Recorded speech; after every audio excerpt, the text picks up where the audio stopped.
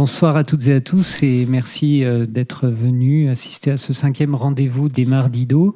Merci Jean-Pierre Filiu d'avoir accepté l'invitation du département de l'Hérault. Je rappelle que vous êtes historien à Arabizan, que vous êtes professeur des universités et que vous enseignez l'histoire du Moyen-Orient contemporain à Sciences Po Paris. Vous avez également été invité dans des universités aux États-Unis, Columbia, Georgetown. Et par ailleurs, vous êtes auteur d'un certain nombre d'essais, dont pas mal traduits dans une quinzaine de langues. Je citerai quelques titres, enfin je vais en citer 2, Les Arabes, leur destin et le nôtre, paru à la Découverte en 2015, et puis plus récemment, Généraux, gangsters et djihadistes, histoire de la contre-révolution arabe, c'était aussi à la Découverte en 2018. Vous avez également un blog, il y a une parution hebdomadaire le dimanche matin. Ce blog s'appelle Un si Proche-Orient. Voilà, donc vous aurez le temps désormais tous les dimanches d'aller lire le billet sur le site du Monde, le billet de Jean-Pierre Filiu. Mais si nous vous recevons ce soir, c'est à l'occasion de la parution en décembre dernier de votre nouvel essai, cette fois-ci aux éditions du Seuil, Algérie, la nouvelle indépendance, un essai dans lequel vous ne vous contentez pas de faire la chronique du grand mouvement de lutte populaire qui, depuis le 22 février 2019, a jeté dans la rue des milliers, des dizaines de milliers, des centaines de milliers, vous nous direz ça, d'Algériennes et d'Algériens dans les rues, sur les places, et qui a abouti, entre autres choses, à la démission du président Bouteflika.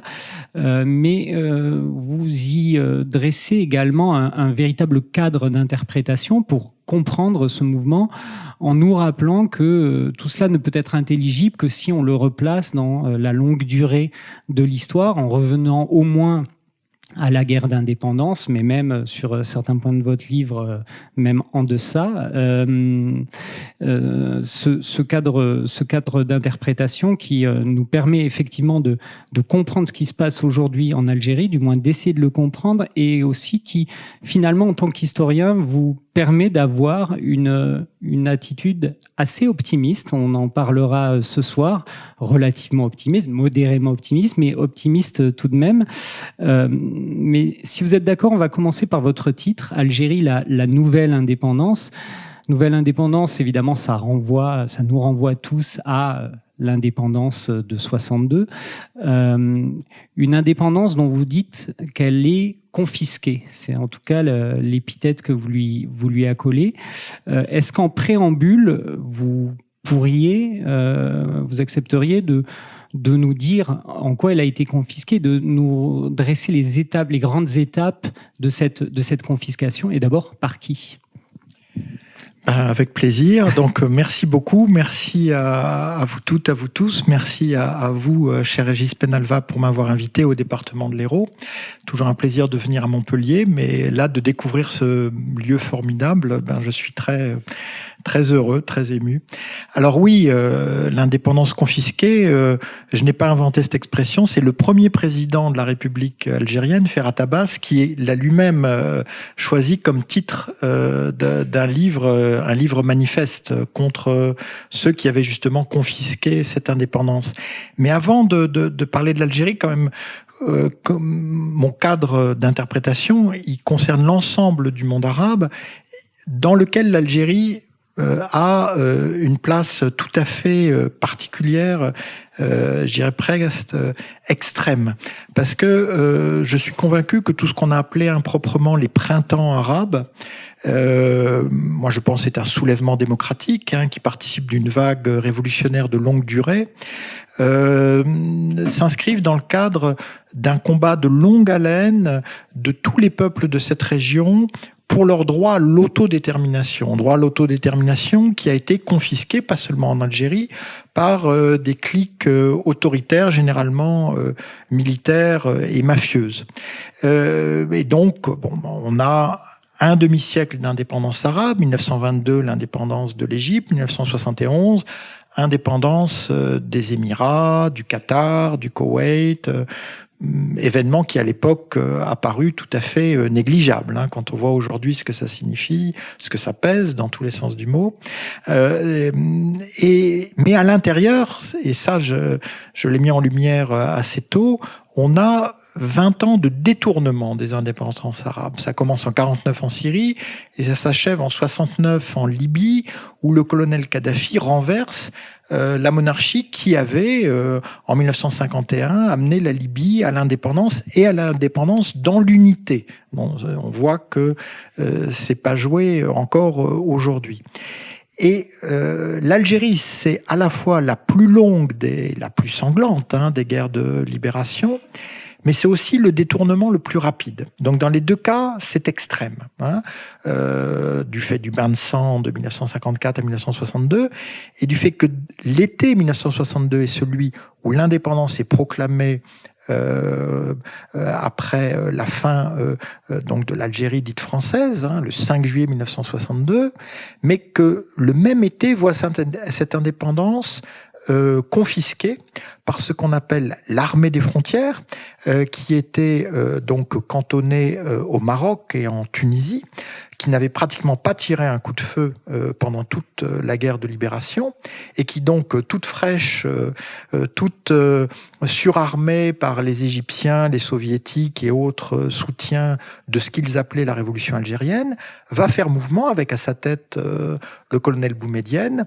qui a comme secrétaire particulier, ce qui est un titre vraiment euphémique pour dire homme lige, exécuteur des basses besognes, Abdelaziz Bouteflika, 1962. Hein. Et donc, cette armée des frontières va écraser la résistance intérieure qui, elle, était fidèle au GPRA, c'est-à-dire au gouvernement provisoire de la République algérienne, alors même que c'est le GPRA qui a négocié avec De Gaulle les accords d'Évian et donc l'indépendance de l'Algérie.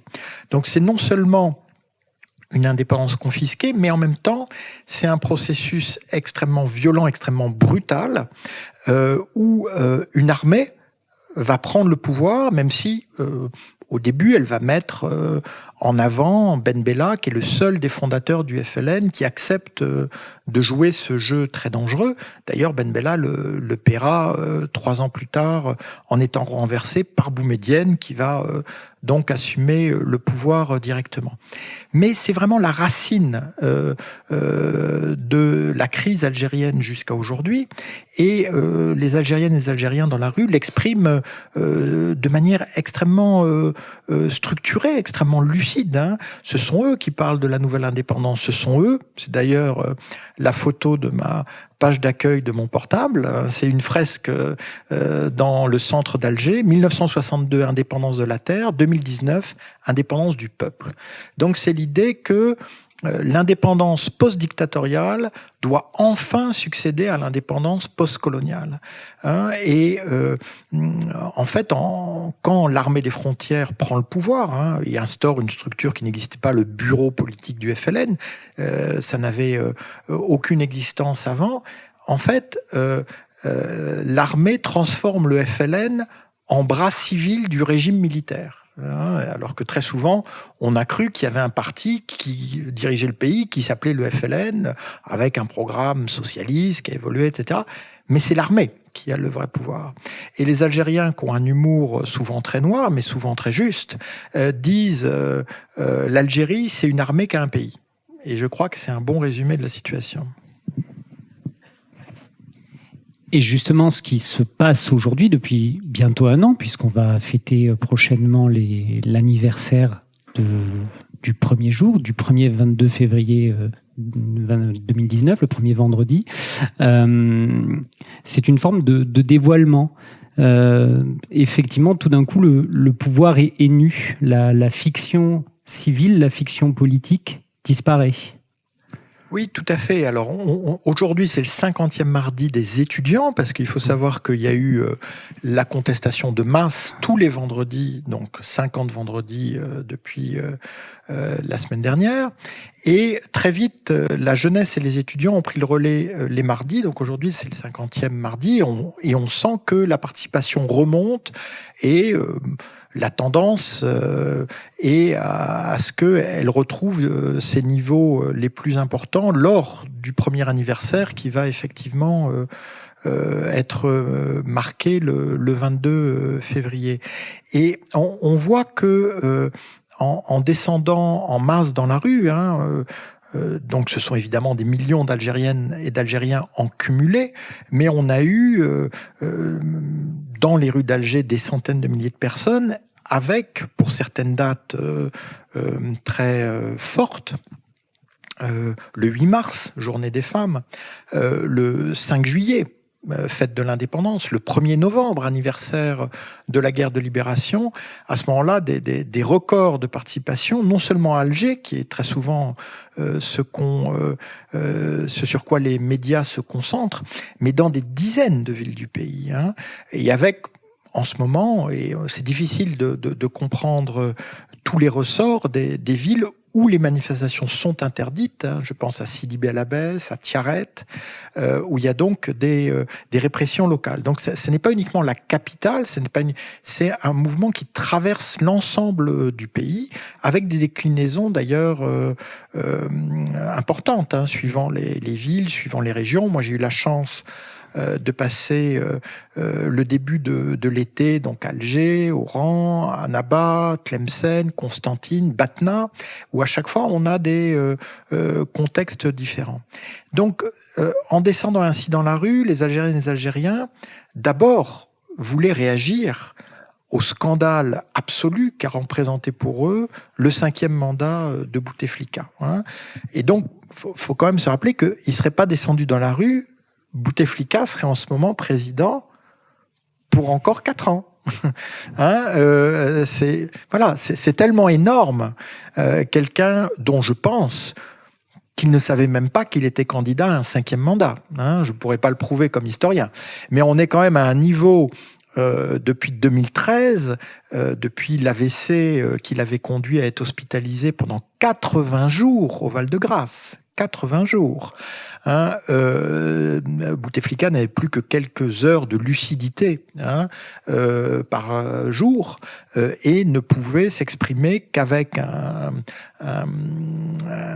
un amplificateur vocal en lisant sur un prompteur. Donc les Algériens, je le répéterai pas longtemps, mais qui ont beaucoup d'humour, disaient chez nous on respecte tellement les morts qu'on en a même mis un à la présidence. Voilà, au moins voilà. Donc l'idée que déjà le 4e mandat, quand on disait le mandat de trop, c'était le 4e mandat, le mandat de trop. De toute façon, il était déjà impotent. Et donc quand il y a eu au fond, le système, c'est-à-dire ce qu'on appelle en Algérie les décideurs militaires, c'est-à-dire un groupe de généraux, je sais pas, ils sont peut-être 5, ils sont peut-être 10, mais c'est un groupe. C'est intéressant de toujours se rappeler que c'est un groupe. C'est pas uniquement une personne. Et ça les distingue d'autres régimes arabes. Donc c'est un groupe qui a considéré qu'au fond, après tout, si ça avait marché pour un 4e mandat, pourquoi pas le 5e, mais faut jamais oublier, et je suis quand même assez positif pour ce mouvement, mais qu'à ce moment-là, les décideurs auraient décidé de prendre, par exemple, Yahya, le Premier ministre de l'époque, comme président, c'est lui qui serait élu. Et il n'y aurait pas eu de Khedak.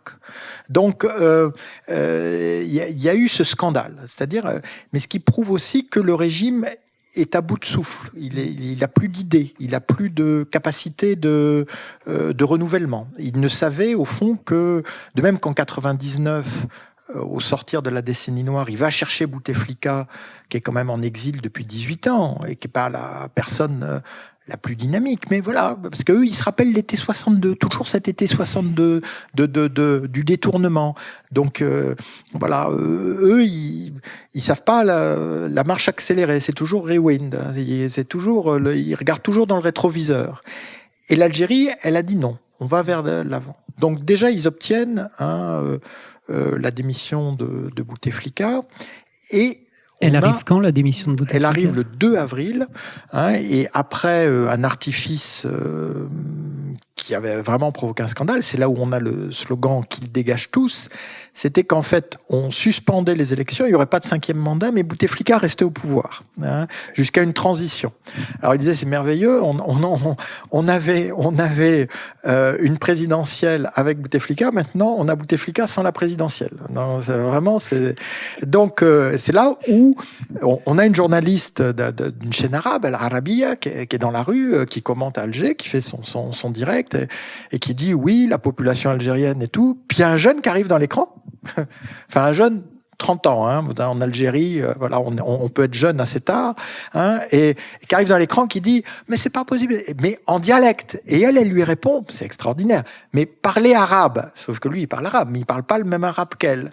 Alors elle lui dit mais parlez vraiment arabe, et alors, le gars il sait plus quoi, il dit qui dégage tous, il y a un ougar, qui dégage tous, et ce slogan, qui n'est pas un slogan, c'est un cri du cœur, devient viral et devient le slogan de la manifestation qui, du coup, obtient la démission de Bouteflika.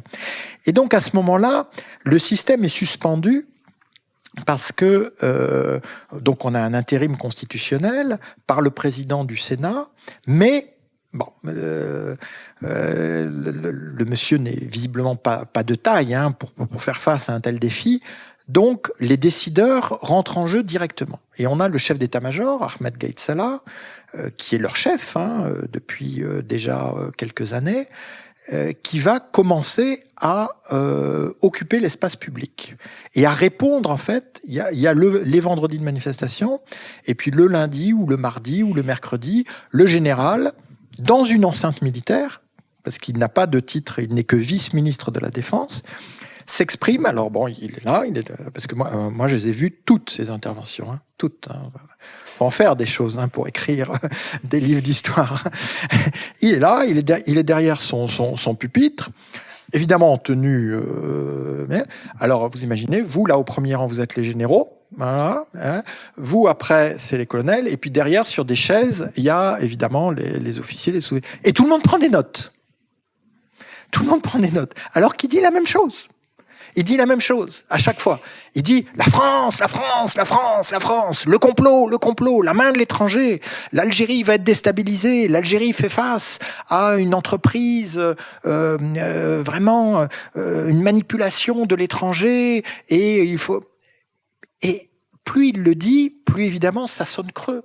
Et donc ces généraux qui avaient toujours exercé un pouvoir de l'ombre, qui avaient toujours mis un civil pour d'abord encaisser l'impopularité, hein, d'une certaine politique, mais et pour eux continuer en fait à avoir la position idéale, c'est-à-dire piller le pays sans jamais endosser la responsabilité des politiques suivies. Et bien là, Gaïd Salah occupe le champ, et ça aboutit alors à l'apothéose, hein, en septembre.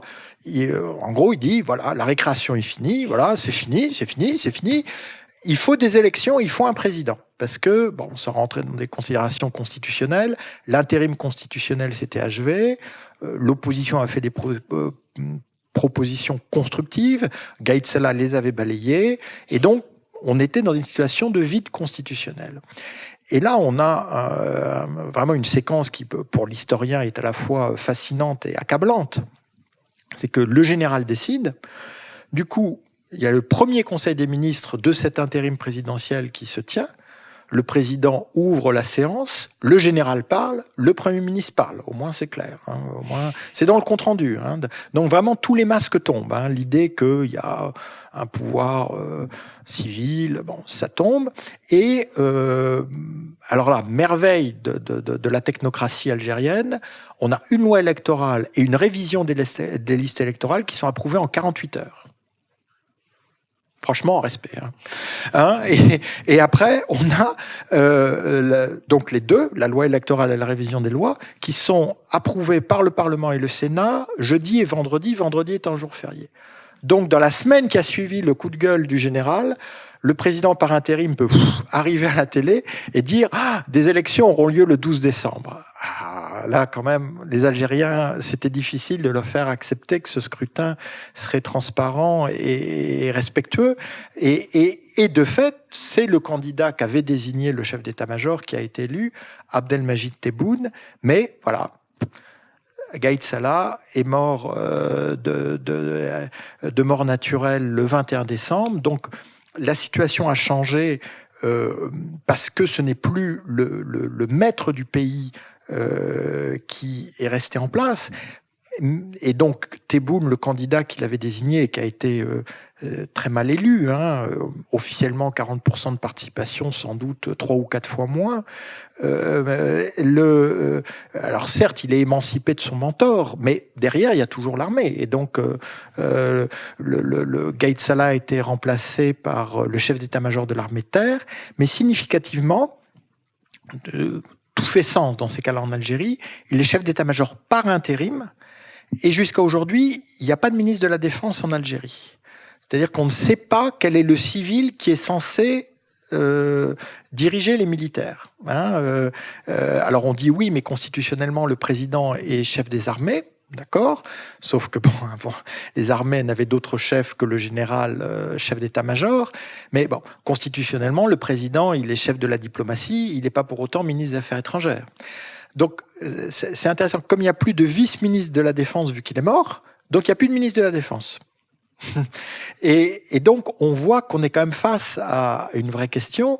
Et donc, le président Tebboune, qui a été élu le 12 décembre, en fait, sa main droite fait une chose et sa main gauche fait le contraire. Sa main droite libère certains, encore aujourd'hui, et sa main gauche continue d'arrêter, de détenir.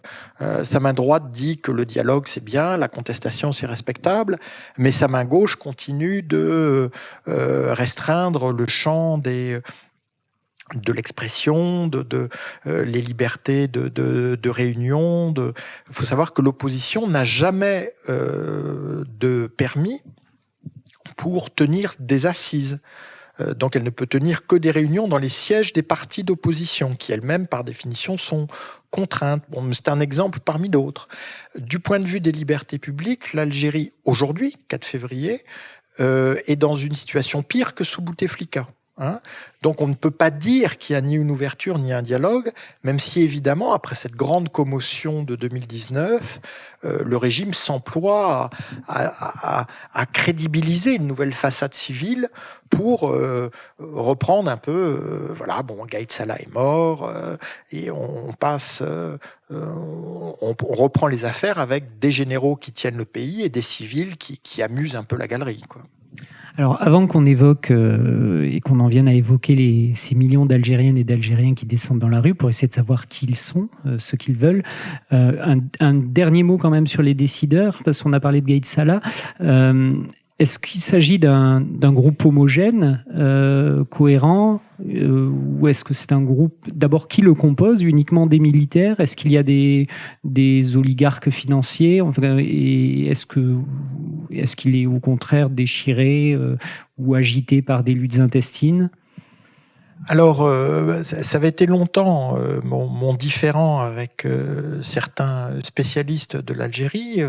Moi, je m'étais avec constance en avant. Vous avez évoqué généraux gangsters et djihadistes. J'avais tout un chapitre sur la matrice algérienne en disant les décideurs ne sont que militaires et ils laissent justement des civils occuper le devant de la scène. Alors, ce qui s'est passé sous Bouteflika, c'est que Abdelaziz occupait la scène politique et Saïd Bouteflika, monsieur frère, il occupait la scène du business. On l'appelait monsieur 10%.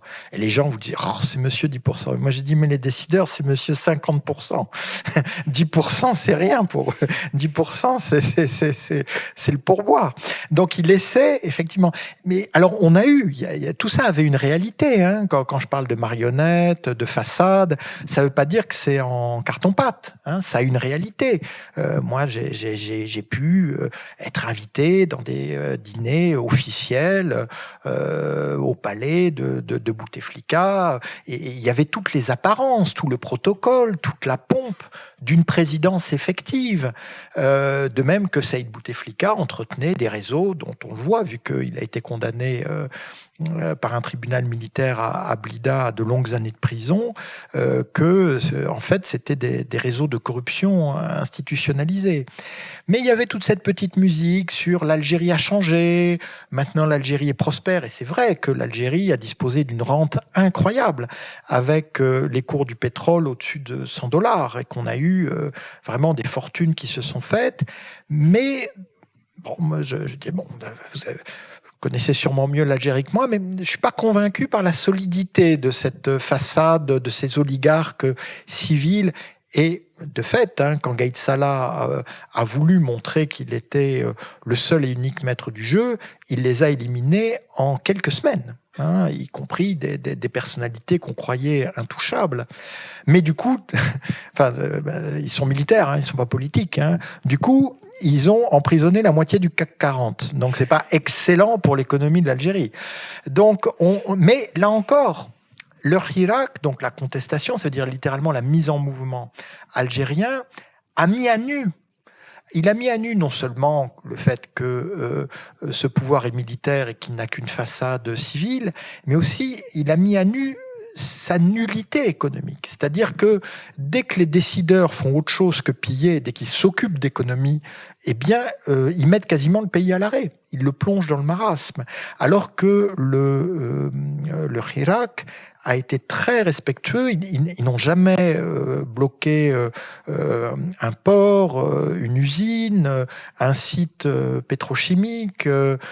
Donc, si l'économie algérienne aujourd'hui va aussi mal, c'est entièrement la faute des décideurs, qui en plus, bon, avec leur logique à courte vue, pensent que s'ils aggravent la situation, la population va vivre ça de plus en plus mal et va arrêter de protester. Ah, ils connaissent pas les Algériens. Donc, c'est exactement le contraire qui se passe. Et je pense que dans ce bras de fer, voire cette guerre d'usure entre le régime et la population, la variable économique qu'ils croient jouer en leur faveur joue en faveur de la contestation, du fait de l'écroulement de ces différents empires financiers, parce qu'on parle de milliardaires qui ont été frappés, emprisonnés, humiliés, leurs entreprises mises sous tutelle. Alors évidemment, bon, déjà, ça marchait comme ça, mais alors, dès que c'est sous tutelle, c'est complètement bloqué. Et donc, alors que les décideurs espèrent, je suis sûr qu'ils en rêvent, même si je ne peux pas le prouver, revenir au statu quo, plus ou moins amendé, en fait, il y a une situation qui, à mon sens, est irréversible, qui a été créée par la mobilisation pacifique, déterminée, disciplinée des Algériennes et des Algériens.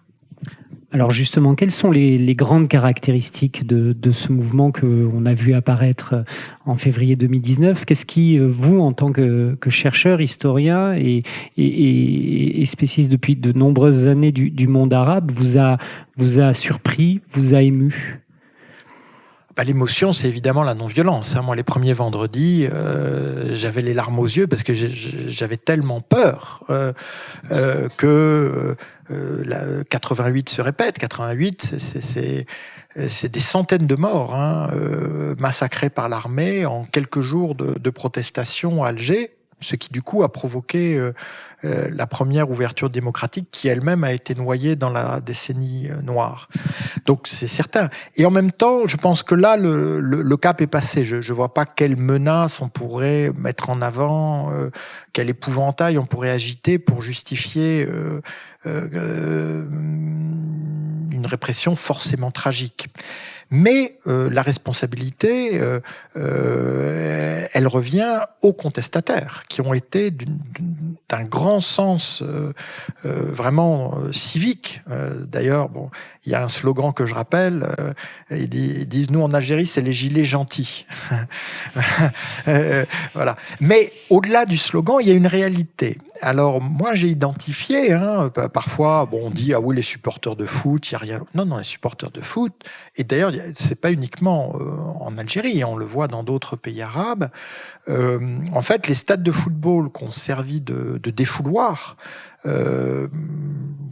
que le régime a toléré, parce qu'il fallait bien que les gens puissent se défouler quelque part, en fait, ont été ces dernières années, et on l'a pas assez étudié, vraiment un creuset de cette conscience politique.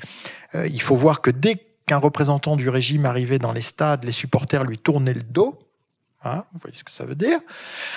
Et c'est là qu'on a forgé les hymnes. Alors, si vous ne connaissez pas encore la Casa del Mouradia, allez sur Google et écoutez les différentes versions. C'est très étonnant parce que la version originale, c'est un texte profondément mélancolique sur le mal-être des jeunes Algériens, mais qui est dérivé. Casa del Mouradia, El Mouradia, c'est l'Élysée algérien, et c'est la Casa des Papel, c'est la série Netflix où il y a le casse d'1 milliard d'euros. Et ils disent 1 milliard d'euros, ces petits bras. À la Mouradia, ils ont fait beaucoup mieux. Ils ont cassé le pays. Ils nous ont volé des milliards. Et c'est une chanson, en même temps, pour l'historien, c'est incroyable. Moi j'ouvre mon livre par Soul King, qui reprend, qui est un rappeur algérien, qui reprend dans Liberté, justement, des chansons des supporters. Et donc, les supporters, eux, ont donné au mouvement son service d'ordre.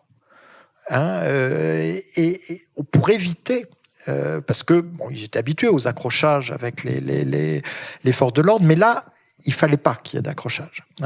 Donc, de même que les meilleurs douaniers sont les anciens contrebandiers, les meilleurs pacifistes sont les anciens hooligans. C'est clair. Donc, il y a déjà ce pacifisme avec cette presque cette colonne vertébrale des supporters de football. Et aujourd'hui, le régime, alors même que l'Algérie a gagné la Coupe d'Afrique des Nations, ce qui pourrait être une métaphore de l'Algérie nouvelle, l'équipe algérienne, avec un sélectionneur franco-algérien de Champigny, elle était au fond du trou à l'automne 2018. Et donc, il les a écoutés, il a trouvé une dynamique collective et ils sont arrivés au plus haut. Donc, alors même qu'ils sont à ce niveau de reconnaissance, eh bien, les clubs dont les supporters encadrent les manifestations sont visés par le régime avec des sanctions financières, etc. Ce qui veut dire que, notamment l'USMA d'Alger, ne peut participer aux compétitions en Afrique que du fait de la solidarité des supporters contre le régime. Et bon, tout ça est évidemment, quand on pense au 11 de l'indépendance, donc qui avait été formé par des dissidents des clubs français pour soutenir le FLN. Là aussi, on a une nouvelle indépendance, sauf que c'est l'indépendance de l'équipe d'Algérie contre le régime. Bon. Donc, il y a et puis il y a la dimension féminine qui est très importante, qui c'est vraiment c'est le 3e vendredi, c'est le 8 mars, jour des femmes, qui est une célébration un peu chosifiée par le régime avec les habituels rites télévisés. Et là, ça devient une immense manifestation populaire. Et ça ancre la non-violence du Hirak par la participation transgénérationnelle. On a les grands-mères, les mères, les filles, les petites filles. Et donc, dans ces cas-là, c'est sûr que la non-violence, chacun y attache beaucoup de prix, parce qu'on a les femmes, les sœurs, les mères, les filles qui sont dans la rue. Donc ça, c'est très important, même si, j'insiste, le Hirak n'est pas féministe, en tout cas pas à ce stade. Parce que le Hirak, c'est la diversité de la société algérienne et de sa jeunesse. C'est-à-dire que on a toute une palette d'opinions, mais par cette réappropriation de l'espace public, en fait, c'est l'Agora, c'est le forum, ça veut dire, et vraiment devant la Grande Poste, c'est ça, tous les vendredis à Alger. Ça veut dire que après un régime très unanimiste, qui a longtemps été monolithique, même quand le FLN était parti unique, unanimisme, monolithisme qui était repris par les islamistes. Le Front islamique du salut, au fond, c'était le FLN repeint en vert, et avec une barbe, mais c'était la même chose. C'était amis, ennemis, avec nous, contre nous. Il y avait cette incapacité à accepter la pluralité, la diversité. Or, la société algérienne est profondément diverse. Et moi, ce qui m'a frappé dans toutes les interventions que j'ai eues, et bon, j'ai cité les villes, donc c'était quand même des contextes très différents, c'était cette acceptation de la diversité, d'une identité qui peut être arabe, qui peut être berbère, qui peut être africaine, qui peut être méditerranéenne, qui peut être... et par les Algériens eux-mêmes. Donc on a cette diversité, ce qui fait que les observateurs un peu pressés disent mais enfin tout ça, voilà, il n'y a pas de chef, il n'y a pas de parti, il n'y a pas de... Vers où ça va? Ça va déjà dans la reconstruction, l'Algérie se redécouvre. Et elle se redécouvre une identité heureuse de manière non violente. Et ça n'a quand même pas de prix pour un pays qui a une histoire aussi tragique. Vous avez dit qu'il s'agissait d'un mouvement transgénérationnel. Est-ce que les étudiants y occupent une place particulière? Quel est le rôle des étudiants dans ce mouvement?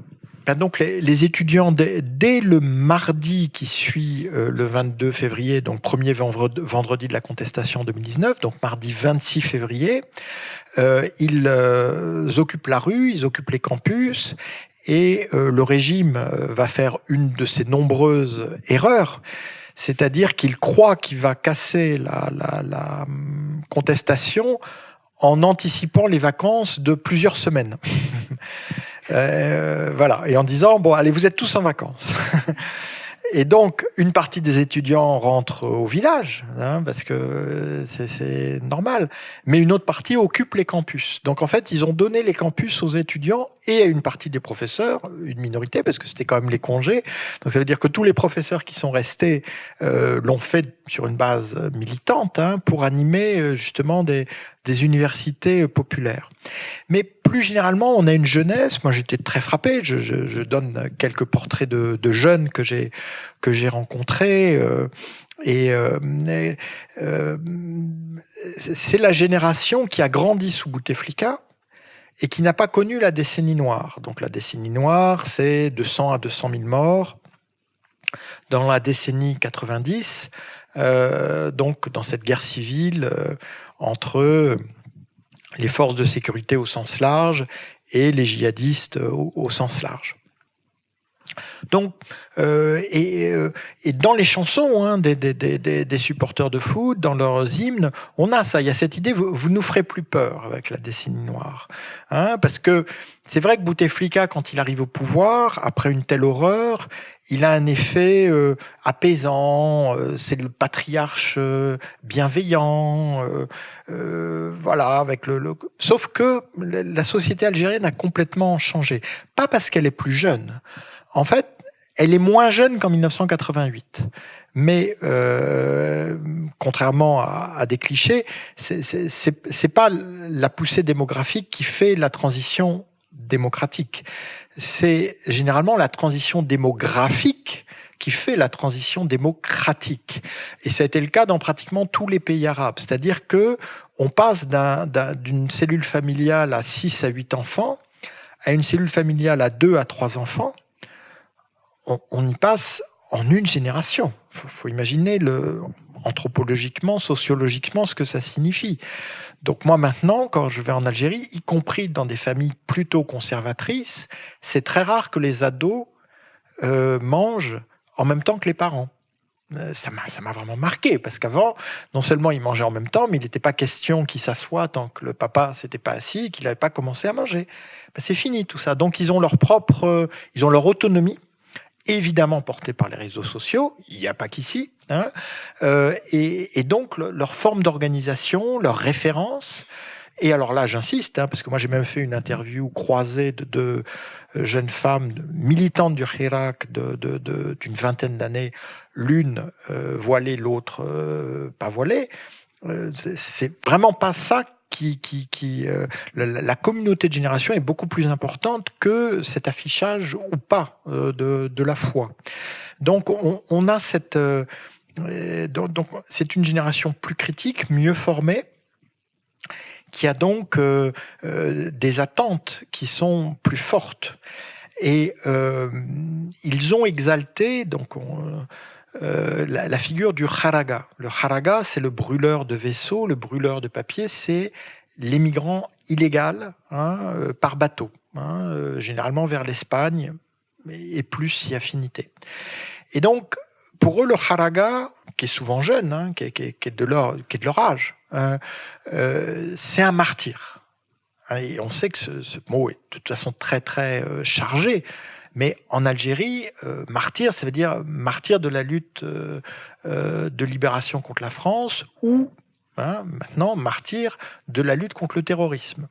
Et là, faire du kharaga un martyr, dire qu'il est une victime du système, qu'il a poussé à prendre le bateau, à brûler le bateau, avoir des cortèges à Oran où on a un bateau de kharaga avec marqué dedans régime, voilà, régime barre-toi, régime prend le bateau, et des jeunes qui vous disent, mais comme si c'était une évidence de leur quotidien, c'est-à-dire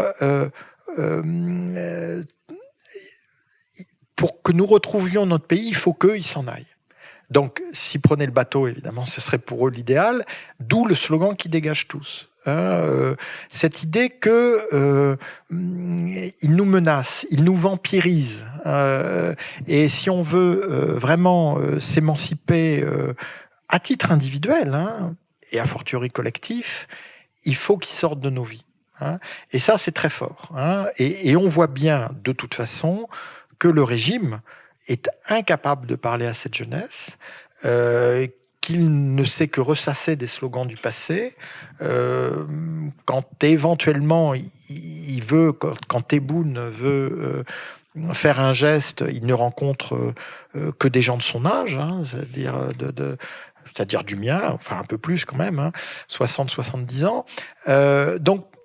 Mais tout de suite, j'insiste, le Hirak devra faire des efforts supplémentaires pour que cette jeunesse ne se sente pas seulement représentée, mais qu'elle puisse participer.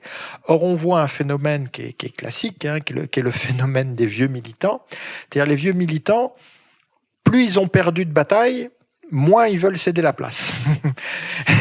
Évidemment, ça n'arrive qu'en Algérie. Et donc, ils sont là à dire aux jeunes, ah oui, ça nous rappelle 88 quand on a perdu, ça nous rappelle 90.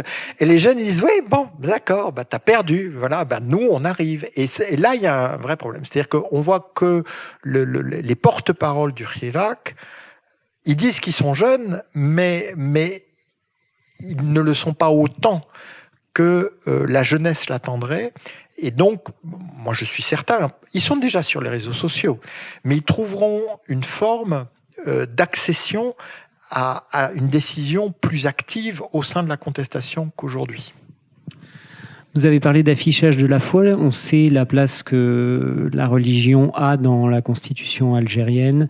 Qu'en est-il justement de l'islam ou des islams algériens? Comment ils se positionnent par rapport à ce mouvement? Est-ce qu'il en fait partie? Il est intégré, certaines de ces mouvances? Ou est-ce qu'il est à l'affût? Alors, on revient encore à Boumedienne. Boumedienne, Al-Hawari Boumedienne, bon, c'est pas son nom, c'est un pseudonyme. Al-Hawari, c'est le saint patron d'Oran, et Boumedienne, c'est le saint patron de Tlemcen. C'est pas le meilleur départ pour un régime qui disait qu'il était laïque. D'ailleurs, il l'a jamais été. Il n'a été que dans la tête des pro-algériens qui voulaient voir ce qui n'existait pas en Algérie. Il ne l'a jamais été. Boumedienne était quelqu'un de très prude, de très religieux, mais de très moraliste. Et il y avait eu une fixation autour de la guerre de libération sur le statut de la femme, en prétendant que les Français voulaient le changer. Et donc, en s'arc-boutant sur la charia, qui fonde ce statut de la femme, comme une défense nationale. Ce qui fait que les moudjahidat, c'est-à-dire les résistantes anti-françaises, ont été complètement trahies à la libération, ou malgré leur contribution à la résistance, on les a renvoyées à leur statut discriminé. D'où d'ailleurs le fait qu'aujourd'hui, une partie d'entre elles, en tout cas celles qui sont toujours de ce monde, manifestent, Jamila Bouireb et d'autres, vendredi après vendredi. Donc, ces Boumediennes qui imposent le vendredi comme jour de congé, assez tardivement d'ailleurs, et ces Boumediennes donc, qui met l'islam comme religion d'État, et donc après, on sait que tout ça a échappé un peu à ces apprentis sorciers avec, dans les années 80 et surtout 90, la montée de l'islamisme et la décennie noire. Quand Bouteflika est rappelé par les décideurs pour prendre la présidence, il va parrainer un processus d'amnésie-amnestie. Donc, on parle plus de la décennie noire, c'est fini, et on va effacer tous les crimes. Donc, les criminels absolvent les autres criminels. Les islamistes absolvent les bourreaux en uniforme et réciproquement. Et donc, toutes ces personnes vont se retrouver, d'ailleurs, parfois associées dans différentes entreprises, comme on dit en Algérie, d'import-import. Voilà. Donc, ça crée des liens. Ça crée des liens. Et puis on se rappelle les histoires. Ah oui, quand tu étais au maquis, ah oui, toi tu étais en bas, oui, on a attaqué votre caserne. Bon. Et donc, de toute façon, les islamistes ne peuvent plus prétendre être une alternative au système. Ils sont, pour beaucoup d'entre eux, partie du système. Ils en sont même gavés, même s'ils n'ont pas accès au premier cercle de la rente, ils ont quand même de gros bénéfices dans l'import-import. Et donc aujourd'hui, on a une famille islamiste qui est complètement éclatée, qui peut aller des partisans inconditionnels du régime, qui ont fait des prêches dans les mosquées pour qu'on vote lors des dernières élections, à des opposants. Ce que donc le praticien des sciences sociales peut constater, c'est que sur 50 vendredis, 50, dans des dizaines de villes, à aucun moment, les islamistes n'arrivent à récupérer tout ou partie d'une manifestation. Voilà. Alors après, on peut se faire peur. Le courant islamiste est important en Algérie, mais je répète, il est divisé. Mais ils n'ont pas réussi. Alors que 88-91, ils prennent le contrôle de la rue, ils prennent le contrôle des mosquées. Et quand il y a manifestation le vendredi, elles partent des mosquées. Là, la plupart des manifestants ne viennent pas des mosquées. Ils profitent du vendredi comme jour férié. Et quand ils viennent des mosquées, ils se sont souvent disputés avec l'imam, qui est un fonctionnaire et qui leur avait dit « Oh là là, il faut surtout pas aller manifester avec ces enfants de la France ». Voilà, c'est le dernier mot de la propagande, avec tout le sous-entendu que vous pouvez imaginer. Et donc, oui, ils sont en embuscade. C'est sûr que s'il y avait une opportunité, une brèche, ils s'y engouffreraient. Mais je ne vois pas comment... Je pense que si le régime ne favorise pas cette opportunité ou cette brèche, elle ne pourra pas apparaître d'elle-même. On a bien compris que les aspirations de ce grand mouvement populaire étaient, à vous entendre, civiques, politiques, démocratiques. Est-ce qu'il y a quand même d'autres types de revendications, par exemple une préoccupation économique? Ça fait 1 an désormais que le pays est plus ou moins paralysé. Est-ce que ces questions commencent à émerger? Elles ont émergé tout de suite avec la revendication centrale de l'état de droit. Voilà. c'est aussi une réponse à l'économie. S'il y a des normes, s'il y a une transparence, l'économie fonctionnerait à l'évidence un peu mieux. Je lisais à vos côtés dans le TGV qui m'amenait à Montpellier un formidable roman algérien où il y a un personnage qui s'appelle KPP, oui, Karim, pas de problème. Et sa spécialité, c'est de régler les problèmes. Donc, il envoie la facture après. Voilà. Bon, c'est une caricature pour montrer que en Algérie, on crée des problèmes pour les régler par le pot de vin. Voilà, c'est tout. Et c'est très difficile d'obtenir tel ou tel permis, tout simplement parce que si on l'obtenait simplement, eh bien, quelqu'un perdrait sa possibilité de corruption. Donc Karim, pas de problème, a encore beaucoup d'avenir devant lui. Et quand ils disent état civil non militaire, c'est aussi ça. Ça veut dire que l'armée, vraiment, respect, mais que l'armée fasse son travail d'armée. Que l'armée défende les frontières, lutte contre le terrorisme, protège la souveraineté nationale. Mais bon, moi j'étais à Annaba, j'ai vu la maison de Gaïd Salah qui était encore de ce monde.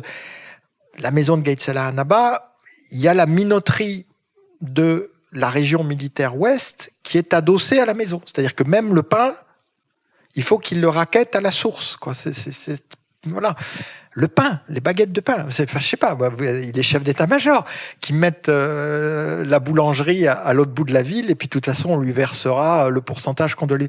Non, à côté de la maison,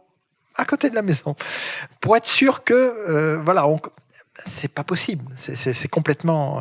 Et on voit que sur mon blog, j'en ai parlé dimanche dernier, qu'on a maintenant des slogans fédérateurs dans toute l'Algérie contre le gaz de schiste. C'est très important. Pour nous, on est préservé en Europe, mais il faut savoir qu'il y a plein d'apprentis sorciers qui sont prêts à lancer ça au sud.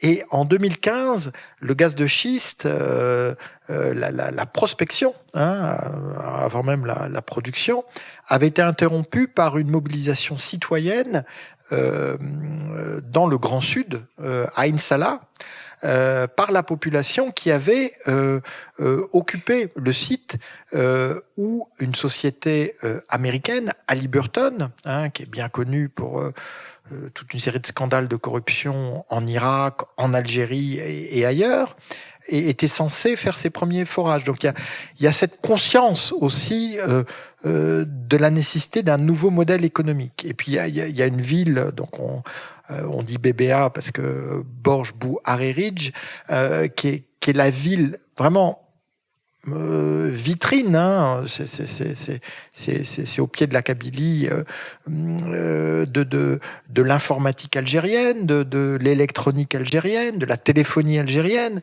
et c'est une des villes qui en proportion manifeste le plus, parce qu'elle sait que ce modèle productif n'a aucun espoir si le régime militaire, la corruption, le racket, le pillage continue de s'exercer. Donc oui, il y a un discours économique, il y a des préoccupations économiques, mais en pointant toujours le doigt sur la cause de toutes ces déviances qui, elle, est profondément politique, qui est dans l'accaparement de la décision par ce petit cercle de généraux.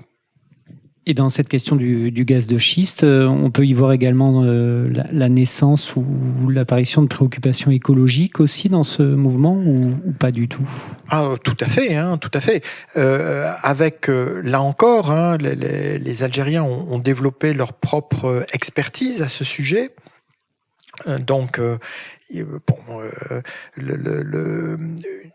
une des ressources aquifères les plus importantes d'Afrique se trouve sous le Sahara. Et donc, il est évident que si elle est polluée par les forages de gaz de schiste qui sont extrêmement dangereux, ça peut complètement bouleverser un équilibre écologique qui est déjà précaire. Donc tout ça, depuis 2015, il y a une conscience très clair qui a été mise en avant. Bon, moi j'ai dit ça sur mon blog dimanche. Bon, il y a un commentateur anonyme qui a dit vous prenez vraiment vos désirs pour la réalité. On dirait la CGT annonçant un nombre de manifestants. Bon, je lui ai pas répondu, mais c'est étonnant. L'idée, non, les Arabes peuvent pas être écologiques. Voilà, les Arabes sont pas comme si les Arabes, les Algériens, ils savaient pas que leur environnement peut être menacé. Alors évidemment, dans le Grand Sud, cette conscience, elle est épidermique parce il suffirait que l'équilibre bascule de quelques pourcents pour que un environnement déjà hostile devienne complètement invivable. Donc les populations qui étaient déjà mobilisées sur le fait que c'est sur leur territoire, donc le Grand Sahara, Grand Sud plutôt, le Grand Sud, qu'est produit l'essentiel de la ressource du pays et que on touche vraiment des miettes. Donc il y avait déjà cette revendication, mais maintenant il y a l'idée, on ne veut pas que vous nous polluiez définitivement notre désert. Et donc les étudiants disent le Sahara n'est pas à vendre. Et puis on a eu tout au long du Hirak, et ça, il y a un point commun avec les manifestations au Soudan, au Liban, en Irak, une volonté citoyenne de laisser l'espace public propre. Avec des équipes qui sont organisées pour ramasser les détritus, pour justement que si on prend en main la rue, c'est pas pour laisser derrière nous Woodstock, quoi. Je sais pas si vous avez vu les images de Woodstock après le concert, c'était pas brillant, le Summer of Love. C'était vraiment même très très sale. Et donc voilà, alors ce que disent les Algériens, qui ont beaucoup d'humour, c'est que mais pourquoi on fait ça que le vendredi? C'est vrai que le jeudi, ça repart par la vitre de la voiture quand même assez vite, quoi. Mais alors on se dit vivement vendredi pour que tout soit propre, que les gens ramassent les papiers gras et puis qu'ils soient polis les uns avec les autres, etc., etc. Voilà. Comment cela réagit-il au niveau international? Comment le mouvement est-il regardé par les voisins de l'Algérie? Et puis, quelle est la position, s'il y en a une, de la France?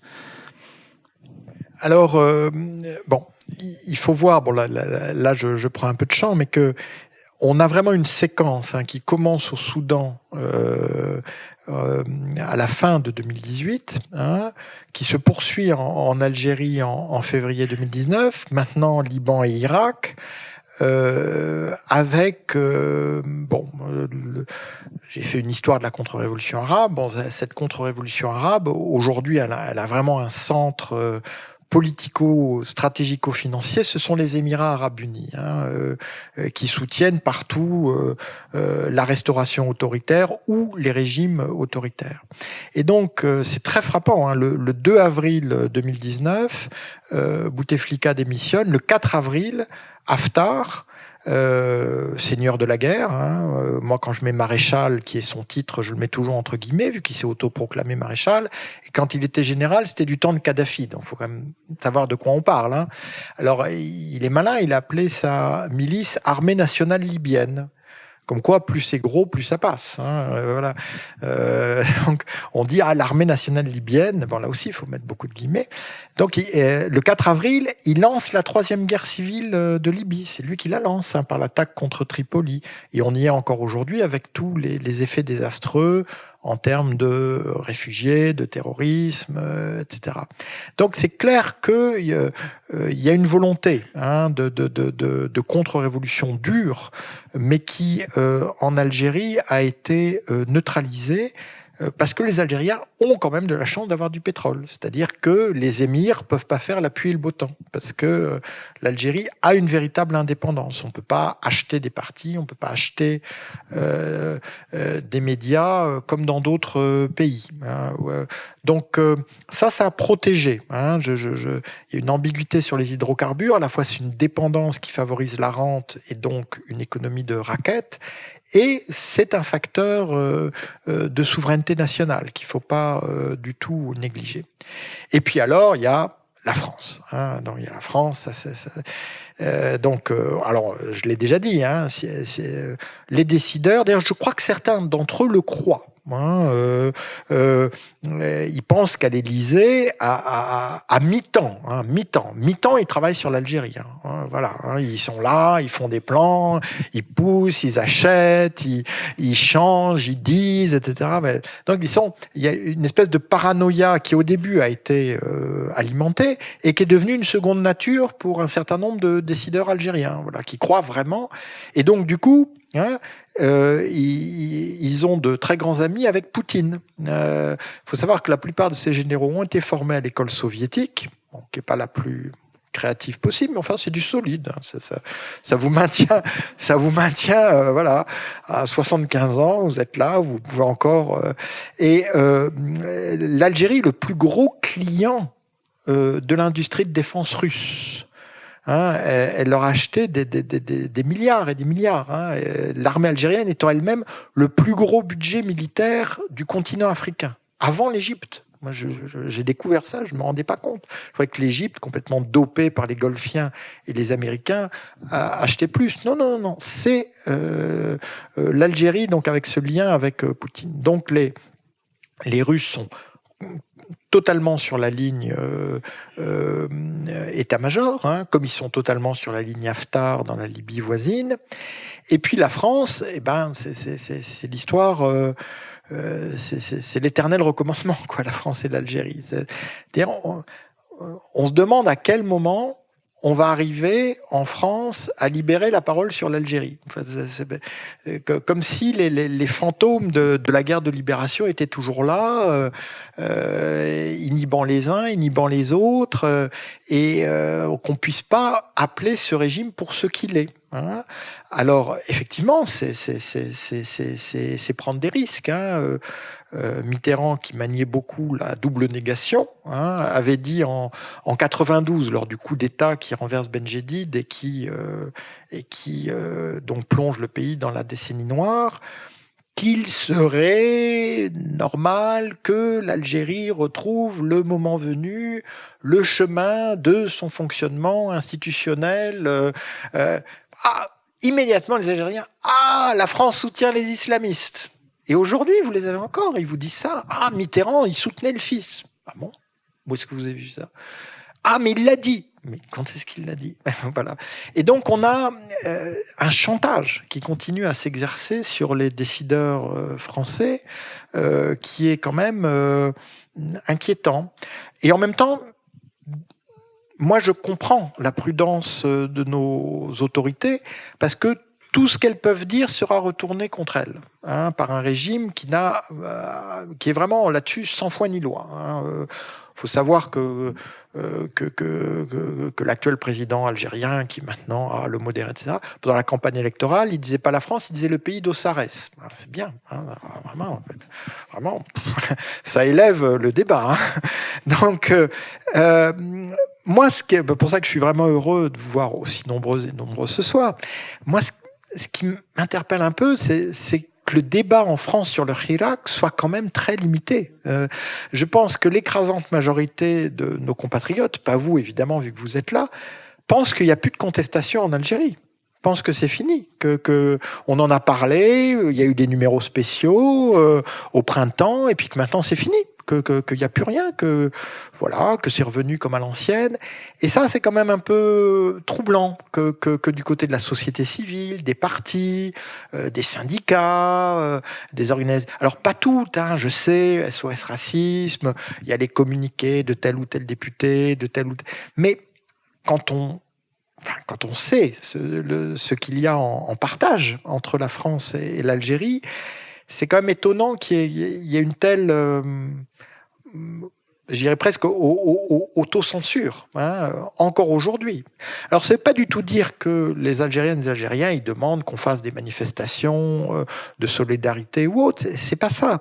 Mais qu'il y a un débat en France sur l'Algérie qui prennent plus en compte ce que moi je pense, être un processus révolutionnaire. Et j'ai lu, là encore, dans le train à côté de vous, que Benjamin Stora, qui vient de publier il y a quelques jours un livre là-dessus, lui dit c'est la révolution. Enfin, pour lui, il n'y a aucun doute sur la caractérisation révolutionnaire de ce qui se passe.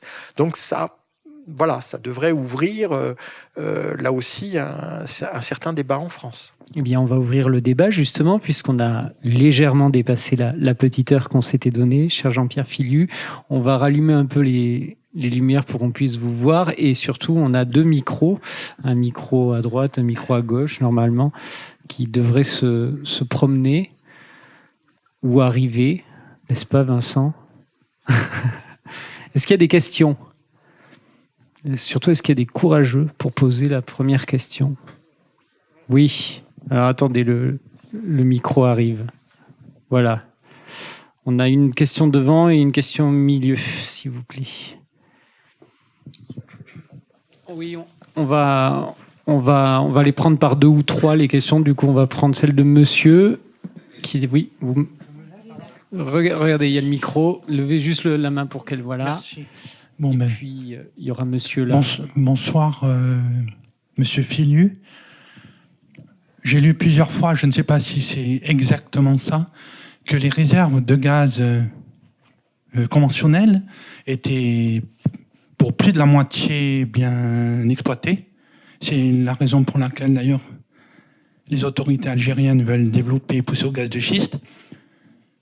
Mais il y a une question qui est curieuse sur l'argent qui est disponible aujourd'hui en Algérie, quand on apprend que les réserves de change diminuent très rapidement et que le FMI sait déjà que d'ici 2 ans, à peu près, l'Algérie sera sous tutelle parce qu'ils ne pourront plus payer le système étatique actuel.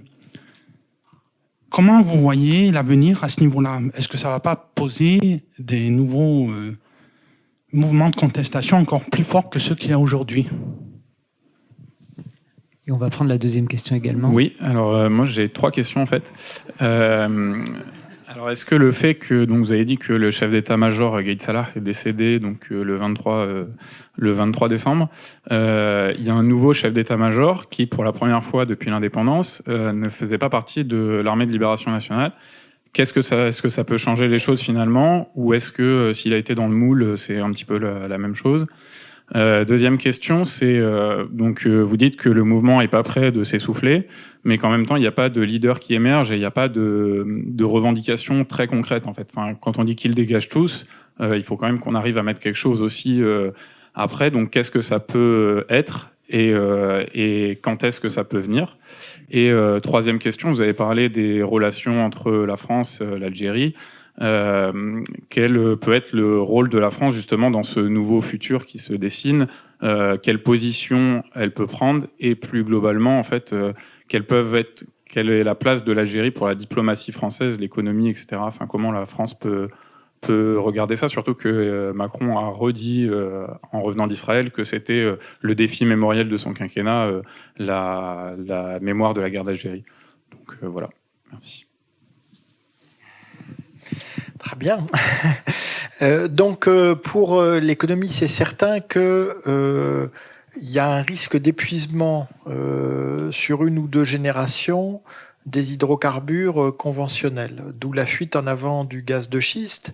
Sauf que, bon, c'est vraiment une fuite en avant. D'ailleurs, Tebboune a employé les mêmes expressions que Bouteflika, le don de Dieu. Voilà. Donc on a un don de Dieu, oulala, faut vite en profiter.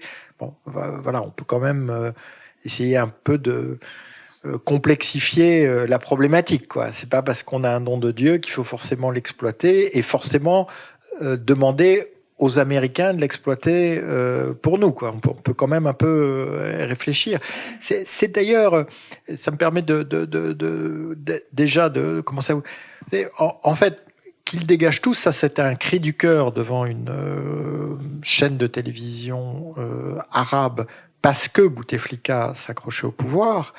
même si ça reste un slogan populaire, parce que bon, dans une manifestation, il y a toujours un moment de défoulement, c'est légitime, mais c'est pas du tout le cœur maintenant du programme. Hein. Il y a toute une forme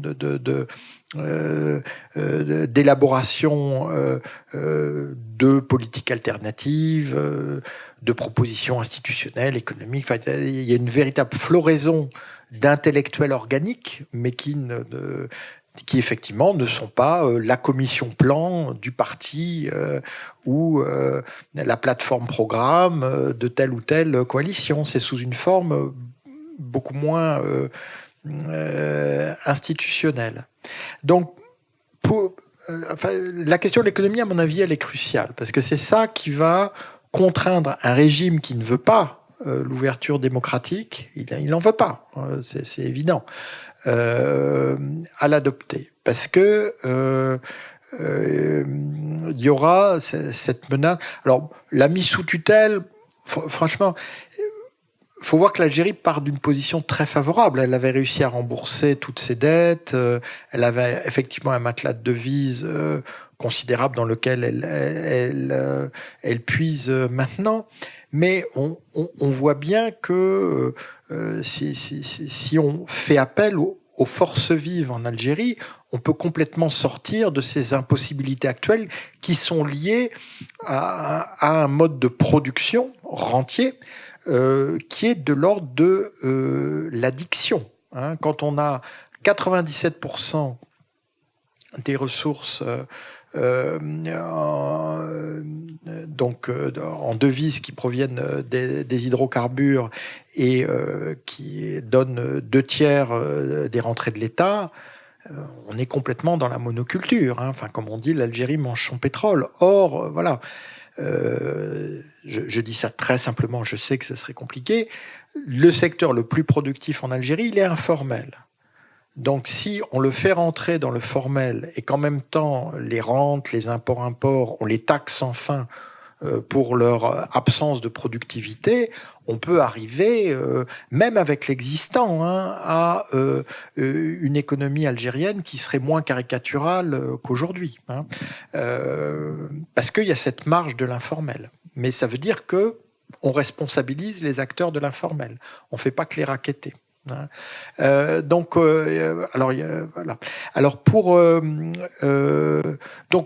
oui, c'est pas qu'ils dégagent tous. Hein. Il y a donc une vraie élaboration, et en fait, on est dans une situation assez classique dans les processus de transition, mais qui se double en Algérie d'une vraie nouveauté. C'est-à-dire qu'il faut accepter que ce qui se passe en Algérie ne s'est pas passé ailleurs sous cette forme-là.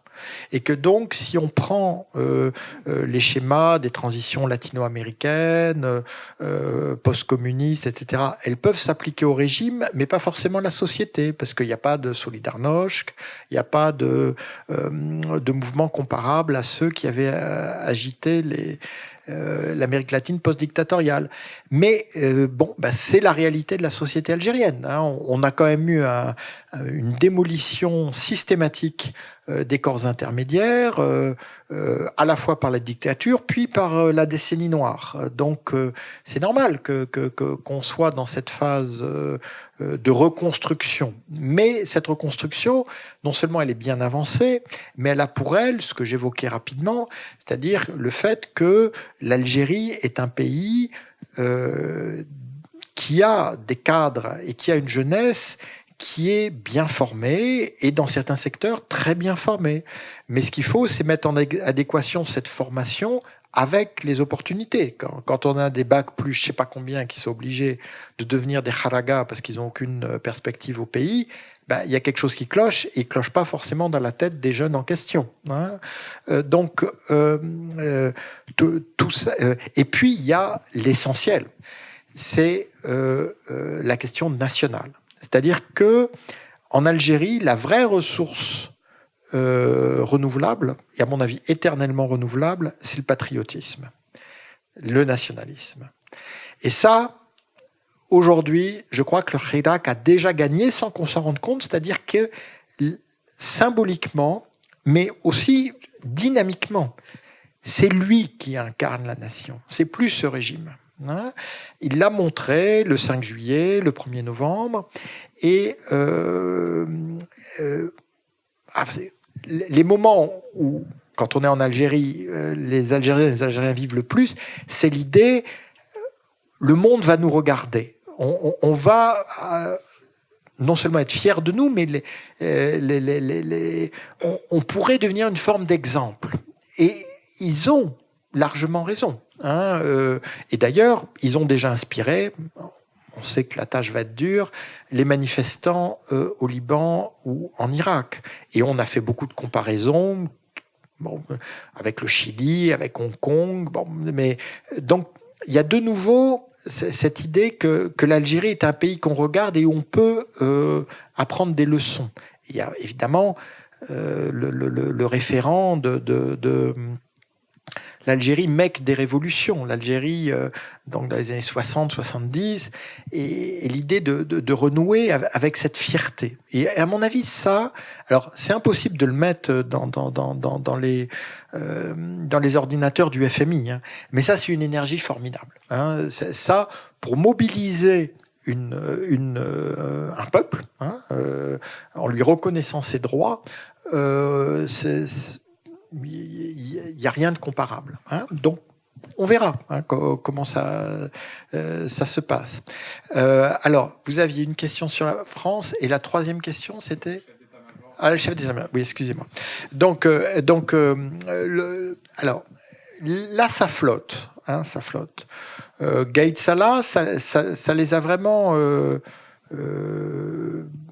totalement tétanisés. D'ailleurs, ils ont laissé tomber la perte, hein, la mort de Gaïd Salah. Parce que théoriquement, on est arrivé à la consécration. Pour eux, le cauchemar de 2019 était enfin terminé. On avait un président. Il n'était pas grabataire comme Bouteflika. On allait pouvoir reprendre les affaires comme avant. Et pof, Gaïd Salah meurt. Donc là, j'imagine que les décideurs, ils ont quand même été... Bon, moi, j'aurais bien aimé être une petite souris, ne serait-ce que pour noter tous leurs noms, parce que je suis pas sûr d'avoir tous leurs noms. Et donc, ils mettent un chef d'état-major par intérim. Ah, ça, c'est quand même étrange. Donc, Chenriha, donc il passe le chef de l'armée de terre, chef d'état-major par intérim. Et comme vous l'avez dit fort justement, c'est la première fois qu'un chef d'état-major n'est pas un ancien militant réel ou proclamé de la lutte anti-française. Hein. Donc ça veut dire que de toute façon, on a tourné la page. C'est-à-dire que, bon, évidemment que le gars va dire il y a un complot, le néocolonialisme, ils veulent pas accepter notre indépendance, les harkis, les fils de France, évidemment qu'il va dire ça. Mais alors lui, en plus, il est né après, donc voilà, ça va tourner encore plus à vide. Déjà, je vous l'ai dit, avec Gaïd Salah, ça tournait vraiment à vide. Là, je ne vois pas comment il aura de prise. Et puis, il y a la question du ministre de la Défense. C'est-à-dire, le jour où il y aura un ministre de la Défense, on saura à peu près comment ça tourne. Est-ce que ce sera le président qui sera ministre de la Défense? C'était le cas sous Bouteflika, qui voulait dire concrètement que le ministre de la Défense était le vice-ministre de la Défense, donc le chef d'état-major. Ou est-ce qu'on va continuer comme ça, en n'osant pas trancher? Donc c'est certain que ces généraux, ils discutent. C'est un collectif, hein, et c'est l'intérêt collectif qui doit primer. Et moi, je pense qu'un scénario vertueux est possible, que cette armée est quand même de plus en plus professionnelle, parce que Chenriha, c'est aussi... voilà, la décennie noire s'éloigne. C'est pas seulement la guerre anti-française, c'est parce que la vraie guerre de l'armée algérienne, c'est la guerre qu'ils ont menée contre d'autres Algériens, qu'ils ont d'ailleurs qualifiés de terroristes, contre lesquels ils ont d'ailleurs utilisé un certain nombre de techniques qui étaient celles de la France lors de la guerre de libération. Donc c'est ça leur vraie guerre, c'est ça leur épreuve du feu. Hein. Donc cette armée, elle n'a aucun intérêt collectivement à raviver cette période. Elle est de plus en plus professionnelle, elle est très bien dotée. On pourrait imaginer que elle se convainque de se concentrer sur son cœur de métier, c'est-à-dire la défense, et plus l'économie le reste. Bon, ça va être difficile, mais c'est pas inconcevable. Et puis on a la réalité d'une armée de centaines de milliers de soldats qui, eux, sont dans la société algérienne, qui sont... quand on dit ah oui, l'armée a préservé le caractère non violent du Hirak, bon, c'est fondamentalement les supporters de football et les manifestants qui l'ont préservé, mais surtout, je pense que les généraux algériens n'ont pas du tout voulu risquer d'envoyer des militaires dont on ne sait pas comment ils se seraient comportés, est-ce qu'ils auraient obéi aux ordres, Donc, mais là-dessus, la contestation, elle est très claire. Elle ne veut pas de dissension au sein de l'armée. Elle a trop souffert pendant les dernières décennies des conflits entre chefs, des conflits entre généraux, des conflits entre colonels. C'est pas du tout son horizon. Elle ne veut pas du tout aller vers cela. Elle veut que l'armée reste unie, mais que l'armée devienne ce qu'elle devrait être, c'est-à-dire un instrument au service du pouvoir civil. Alors, effectivement, Emmanuel Macron, en revenant de Jérusalem, a donc lancé, selon ses propres mots, ce grand chantier mémoriel qu'il considère être le défi de sa présidence. Bien, en faisant différentes comparaisons qui ont pu être bien reçues ou mal reçues. Bon. Alors, il faut savoir que ce chantier, il s'en était déjà saisi comme candidat, quand il avait parlé de crimes contre l'humanité à propos de la colonisation, ce qui avait suscité quand même une certaine polémique. Mais sauf que le chantier mémoriel, il y a un moment, il faudra être deux. Ça peut pas être que les Français qui font le travail. Et moi, ce qui m'a frappé et je le dis, c'est, vous connaissez cette expression, le passé qui ne passe pas, qu'on a beaucoup utilisé pour la guerre d'Algérie. Aujourd'hui en France, on a il y a eu les ouvertures des archives, il y a eu les travaux de collègues tout à fait. On sait tout sur la guerre d'Algérie en France.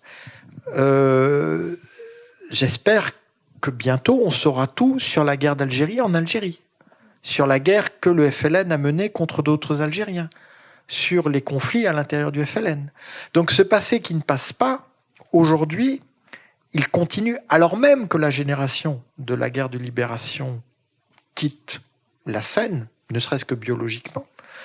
On voit bien qu'il y a encore des zones d'ombre. Or, ce que demandent les jeunes Algériennes, les jeunes Algériens, c'est la vérité sur leur histoire. Sur leur histoire. Qui étaient vraiment les héros ? Est-ce que c'est ceux dont on leur a dit qu'ils étaient les héros ? Ou est-ce que c'est d'autres ? Et par exemple, ils ont complètement réhabilité la figure de Aban Ramdan. Alors Aban Ramdan, c'est l'architecte de la première plateforme politique du FLN, c'est le congrès de la Soumam, en 1956, dans la clandestinité, en Kabylie, qui prescrit la primauté du politique sur le militaire et la primauté de l'intérieur sur l'extérieur. L'année suivante, Aban Ramdan est attiré dans un guet-apens de l'armée des frontières au Maroc, où il est étranglé. Et l'armée des frontières diffuse la nouvelle mensongère de sa mort comme martyr aux mains des Français. Les jeunes veulent la vérité. Le 27 décembre, c'était un vendredi, ils ont célébré l'anniversaire de l'assassinat d'Aban Ramdan. Donc, le travail mémoriel pour la France, c'est nécessaire. Les historiens ont fait leur travail. Effectivement, maintenant, il y a un certain nombre de gestes qui peuvent être faits, qui seront peut-être faits, je ne sais pas dans quels termes, mais il faut savoir qu'en Algérie, ce passé qui ne passe pas, il est toujours là, et le régime est arc-bouté dessus. Quand on voit qu'on parle encore du million de martyrs pour la guerre d'Algérie, alors que le chiffre est atroce, mais qu'il est nettement plus bas, de 150 000, 300 000, en tout cas de cet ordre-là, dont une partie aux mains du FLN. C'était pas que... voilà, c'est des choses qui font enfin arriver à dire en franco-algérien. Je doute qu'on ait, en tout cas, j'espère voir ça, un manuel franco-algérien sur la guerre d'Algérie, comme on a eu un manuel franco-allemand sur nos guerres, mais sans en arriver là, de toute façon, on a des travaux d'historiens français, d'historiens algériens, publiés en même temps en France et en Algérie, qui, sur toutes ces questions, sont pratiquement définitifs. Les faits sont connus, documentés, archivés. Alors effectivement, il y a une nécessité de passage peut-être au geste symbolique du ressort du pouvoir régalien, mais j'insiste, pour ce travail mémoriel, il faut être deux.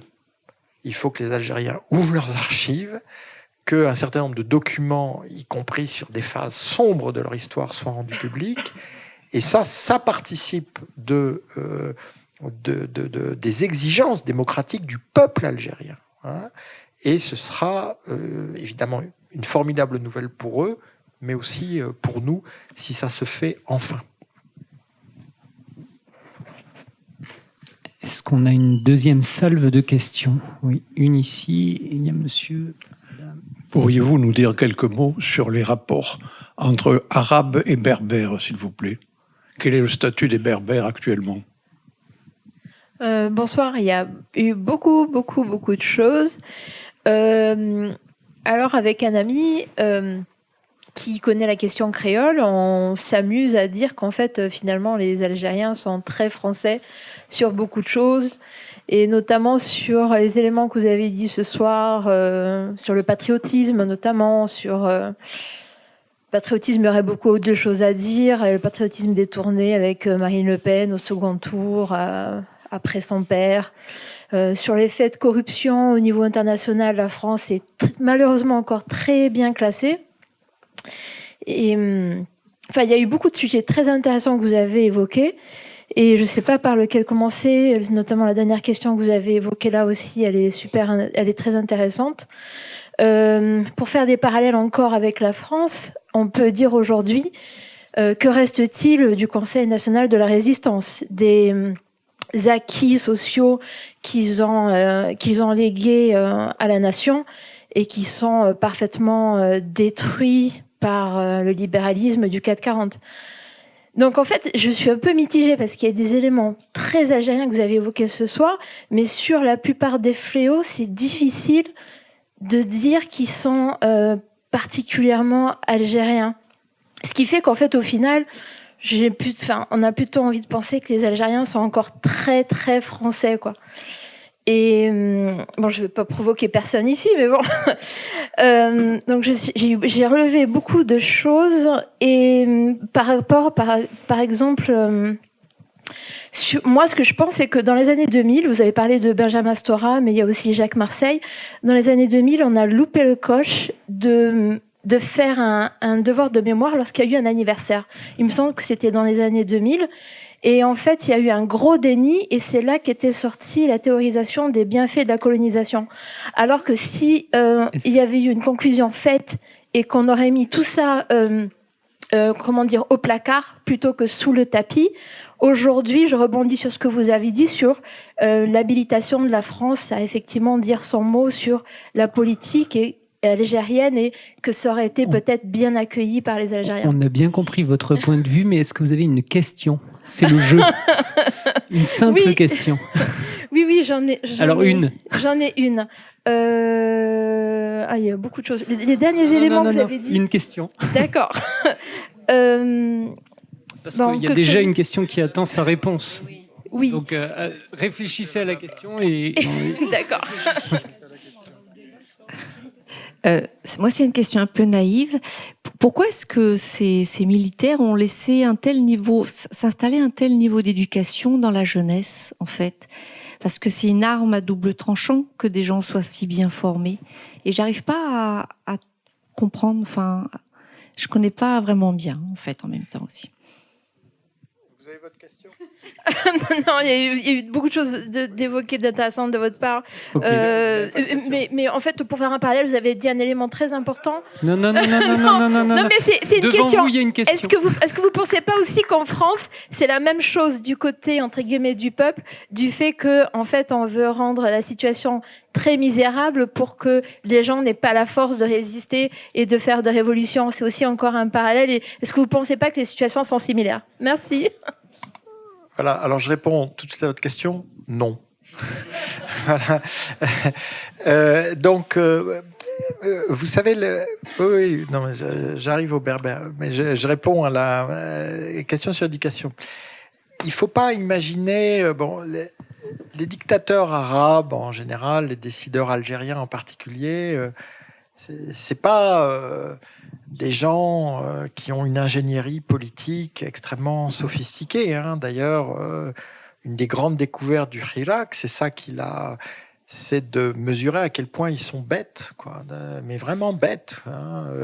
Il faut savoir que toutes les grandes victoires du Chirac sont des erreurs, mais élémentaires du régime, qui leur a le 5e mandat, la prolongation du 5e mandat, le vide constitutionnel, etc. Ils auraient joué un peu plus intelligemment, le Chirac aurait sans doute été déstabilisé. Donc, il y a un vrai problème d'intelligence politique. Alors, l'éducation, ça participe, ça a été... Alors, il y aurait des bibliothèques à remplir sur l'éducation en Algérie. Là aussi, toutes les occasions manquées. Le fait qu'en important avec l'arabisation des islamistes égyptiens et syriens, ils ont en partie importé l'islamisme en question sous leur nez, sans d'ailleurs forcément s'en rendre compte. Mais il y a aussi le rang. Et les Algériens sont vraiment sensibles à leur rang, quel qu'il soit, décideur ou peuple. Et c'est vrai que ils ont massivement investi dans un enseignement dont on peut considérer qu'il est que la massification justement l'a dégradé, mais on a 48 universités dans les 48 wilayas, on a cet accès à des formations universitaires. Donc, ce que fait le système, mais sans le théoriser, ce qu'il fait, c'est que dès qu'il y a une compétence qui est un peu gênante, qui est un peu critique, soit on la cornérise, on la stérilise, soit on lui dit, tu sais, si tu veux immigrer, il n'y a pas de problème. Donc c'est assez frappant qu'ils investissent autant dans l'éducation et qu'ils encouragent autant la fuite des cerveaux. Parce que, je suis désolé, c'est les concepts de brain drain, brain push. Brain drain, c'est donc fuite des cerveaux, mais active, parce que les cerveaux veulent s'en aller. Brain push, c'est le système qui expulse, parce qu'il ne veut pas que ces compétences restent, parce qu'elles sont trop critiques, elles poseraient trop de problèmes de gestion, de même que c'est quand même incroyable de voir un régime comme celui-là être totalement fermé aux contributions de la diaspora. Ne lui donner, y compris, il y a peut-être des exemples dans la salle, mais y compris sur le plan humanitaire, dès qu'on veut organiser des coopérations, ils ne mettent que des bâtons dans les roues. Donc, c'est comme ça qu'on peut arriver à une situation du type de celle qu'on connaît aujourd'hui. Et puis, mais ça, c'est les septuagénaires algériens n'ont pas ce monopole. Il y a l'aveuglement sur la nouvelle génération. Ils les comprennent pas, ils parlent pas la même langue, ils savent pas ce que c'est qu'un tweet, qu'un Instagram. Ils savent pas du tout. Eux, leur truc, c'est, je vous l'ai dit, on arrive, il y a la caméra, c'est retransmis à la télévision d'État. Donc maintenant, ils savent qu'il y a quelqu'un à leur cabinet qui fait une page Facebook ou qui fait des choses comme ça, mais eux, ils savent même pas que ça existe. C'est pas du tout leur monde. Donc il y a eu une rupture. Puis alors le rap, alors là, ils n'écoutent jamais ce type de musique. Donc le langage de cette jeunesse, de toute façon, il leur parvient plus. Et comme ils ont, eux, un rapport très paternaliste, patriarcal à cette jeunesse, c'est un rapport à sens unique. C'est-à-dire, quand on leur dit « il faut écouter les jeunes », ils vous regardent, ils comprennent pas. Un jeune, ça se tait et ça écoute. C'est pas à eux d'écouter les jeunes. Voilà. Donc, il faut voir que c'est pour ça aussi qu'ils s'épuisent. C'est pas uniquement qu'ils s'épuisent parce qu'ils épuisent leurs ressources symboliques, leurs ressources politiques, leurs ressources constitutionnelles, leurs ressources juridiques. C'est aussi qu'ils s'épuisent parce que ils sont obligés par leur hiérarque, depuis un an, de dire, en tout cas une partie du contraire de ce qu'ils pensent. De dire, ah oui, la contestation, c'est bien. Ah oui, c'est bien quand le peuple s'exprime. En fait, ils aiment pas ça du tout. Mais le rapport de force dans la société est devenu tel qu'ils peuvent pas clairement avouer que les jeunes, ça doit se taire, que les manifestations, ça doit s'arrêter. Et donc, à mon avis, c'est ça aussi qui encourage la dynamique en cours. Alors, arabes et berbères, bon, ça, c'est un immense sujet que je vais juste effleurer. Donc, on estime à un tiers de berbérophones. Berbérophones, c'est-à-dire qui parlent la langue tamazir. Donc, cette langue est sous différentes déclinaisons, parce qu'il y en a plusieurs de langues berbères. Donc, cette langue, depuis 2016, est officielle et nationale. C'est-à-dire, elle a les deux statuts. C'est-à-dire que toute la correspondance doit être bilingue. Quand vous voyez maintenant les nouveaux édifices gouvernementaux, c'est écrit en arabe, c'est écrit en berbère. Bon, ça, c'est aussi le fruit d'un long combat pour la reconnaissance de cette diversité linguistique. Dans un pays où on a souvent posé, on reprenait les termes de Ben Badis, ouléma nationaliste en 1931, l'Algérie est mon pays, l'islam est ma religion et l'arabe est ma langue. Fermez le banc. Voilà. Donc, ce qui s'est passé, c'est que en juin dernier, Gaïd Salah a voulu diviser de nouveau la contestation. Ils avaient essayé de jouer les barbus, ça n'avait pas marché. Ils avaient essayé de jouer les provocateurs, ça n'avait pas marché. Donc, ils ont joué les berbères contre les autres, avec au même moment, sur les réseaux sociaux pro-régime, des campagnes sur le thème « Les berbères fils de la France », les berbères ne sont pas vraiment algériens, etc. etc.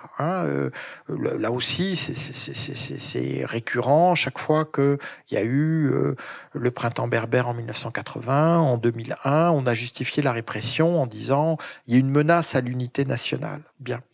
Donc là, Gaïd Salah a dit « seul le drapeau algérien est autorisé dans les manifestations ». Déjà, ça c'est sur la base de quoi? C'est des manifestations. Donc, les Algériens, qui ont beaucoup d'humour, ont dit, vous parlez de quel drapeau? Le drapeau de l'OM? Le drapeau de palestinien? Alors qu'évidemment, c'était l'emblème amazigh qui était visé. Il faut voir que ça a été complètement artificiel, parce que le hirak, comme je vous ai dit, c'était l'identité heureuse. On avait beaucoup de berbères qui étaient tentés par une forme d'autonomisme, voire de séparatisme, qui se sont ressentis fiers d'être algériens et qui ont dit, voilà, avec le hirak, et on a vu d'ailleurs, avant la grande manifestation du 22 février, ce sont dans des villes kabyles qu'il y a les premières manifestations, les portraits de Bouteflika qui sont décrochés, etc. Donc, alors, on voit bien que Gaïd Salah essaie de pousser les uns contre les autres. Alors, qu'est-ce qui se passe? Il se passe qu'à Alger, du coup, on arbore beaucoup moins l'emblème amazigh, qui avant était souvent arboré en même temps que le drapeau national. Mais le paradoxe, c'est que dans des villes où il y a une très faible population berbère, à Naba ou Oran, aux deux extrêmes du pays, on va sortir l'emblème amazigh pour dire non, nous ne céderons pas à cette provocation. Et à Oran, ils vont même floquer des t-shirts avec le drapeau algérien d'un côté et l'emblème amazigh de l'autre, en disant aux policiers lequel tu veux. Hein, voilà. Hein, qu'est-ce que tu vas enlever, hein? Donc, ces manœuvres ont échoué. Elles ont envoyé des dizaines de personnes en prison. Mais on voit que même là, la doctrine n'est pas claire. Certains ont été condamnés, d'autres ont été relâchés tout de suite, d'autres seront lâchés en ce moment. Les quatrièmes sont emprisonnés depuis que Tebboune a été élu. Donc on voit qu'il y a une doctrine qui est variable, hein, et qui n'arrive pas au fond à diviser les Berbères d'un côté et les Arabes de l'autre, tout simplement parce que cette division n'a plus grand sens dans beaucoup de situations. Parce que on peut parler une langue et l'autre, se sentir... et puis, bon, il y a des mélanges de populations, donc c'est assez artificiel. Mais... et puis, la grande défaite, ça a été le 12 décembre, le jour des élections. Parce que les décideurs... bon. Déjà, ils avaient décidé que Tebboune serait élu. Bon, ça, bonne chose de faite. C'est pratique. Voilà. Et après, en fait, ils voulaient qu'il y ait des incidents à Alger et en Kabylie pour dire « Ah, c'est les Berbères qui veulent pas les élections, mais le reste du pays veut voter. » Alors, il y a eu des provocations, hein, on le sait maintenant.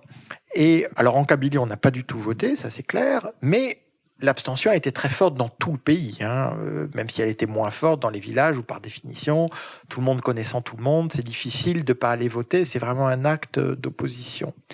Mais donc, ils n'y sont pas arrivés non plus. Donc, le régime essaye, ce qui d'ailleurs est quand même incroyable, de diviser une partie de la population contre une autre. Quand on est un régime national, quand on parle de l'unité nationale, on devrait éviter de semer justement ces graines de division. Mais là aussi, sous des formes pragmatiques, hein, je crois que le Hirak est arrivé à relever ce défi et à ne pas tomber dans le piège. Alors, s'il n'y a pas de dernière question, moi je vais vous proposer de nous retrouver dans le hall, puisqu'il y a la librairie L'Opuscule. Vous allez pouvoir parler avec Jean-Pierre Filiu, vous faire dédicacer son livre Algérie, la nouvelle indépendance. N'oubliez pas son blog, Ainsi Proche-Orient, sur le site du Monde, tous les dimanches matins. Voilà, et puis je vous fais deux annonces. Il y avait une question ? Allez, oui. Allez monsieur. Bonsoir. J'aurais souhaité savoir quel est votre avis sur sachant que au sein des généraux, il y a des ailes, il y a l'affrontement des ailes. En l'occurrence, vous avez parlé de Gaïd Salah, qui a mis une partie des généraux en prison, il les a évincés, donc il les a mis en prison. Lors de sa disparition au jour d'aujourd'hui, est-ce que vous avez une visibilité plus claire sur l'affrontement au sein même des militaires? Et une deuxième question, est-ce que le fait que le Hirak, il y a quelqu'un qui a posé une question, il a dit, est-ce qu'il n'y aurait pas de représentants de Hirak? Est-ce que c'était pas voulu par, je veux dire, la maturité et l'intelligence de Hirak, de global, c'est-à-dire de Hirak, de ne pas se faire présenter de peur qu'il soit neutralisé par le régime en place ou bien corrompu, être acheté ou d'une autre façon par le régime en place, et qui est plus qui amènera à la disparition ou bien à des fissures au sein de ce mouvement. Oui, alors, vous savez, moi j'ai un très grand défaut. Quand je sais pas, je dis que je sais pas. J'invente pas. Voilà. Donc, le cercle dirigeant des décideurs, il est complètement opaque. Et je pense pas que quiconque puisse l'infiltré. Et en revanche, c'est comme la sèche là qui diffuse de l'encre noire. Ils passent leur temps à laisser dire que le général machin, le général truc, etc. Mais bon, ça c'est pour la galerie. Entre eux, ils sont d'accord sur l'essentiel. Ce qui ne veut pas dire qu'il n'y a pas eu des purges et des règlements de compte entre eux. Mais à chaque fois, ils le surmontent et ils passent à l'étape suivante. Et ça reste un collectif qui doit gérer les intérêts d'un collectif collectivement profitable à tous. C'est pour ça d'ailleurs qu'ils avaient fait le 5e mandat. C'est parce que s'ils avaient pris ou Yahya ou un autre, ça voulait dire que tel général ou tel autre en sortait plus gagnant. Vous voyez ce que je veux dire ? Et donc, ils se sont dit, on garde à l'identique, comme ça on a la répartition du territoire, des raquettes. Voilà, on n'a pas à changer, on n'a pas à faire un conseil. Voilà. Et ça a provoqué le Hirak. Donc, mais c'est frappant de voir comment ils ont toujours maintenu cette unité collégiale. Donc moi, je ne crois pas que ce soit ça qui les fasse marcher. Et si aujourd'hui Shengriha est intérimaire, c'est parce qu'ils n'ont pas trouvé la formule qui recueille l'avis, le consensus. Mais je ne crois pas que c'est parce qu'il y a des tensions qui soient proches de l'éclatement. Quant au Hirak, vous avez absolument raison, même si à mon avis vous donnez une partie de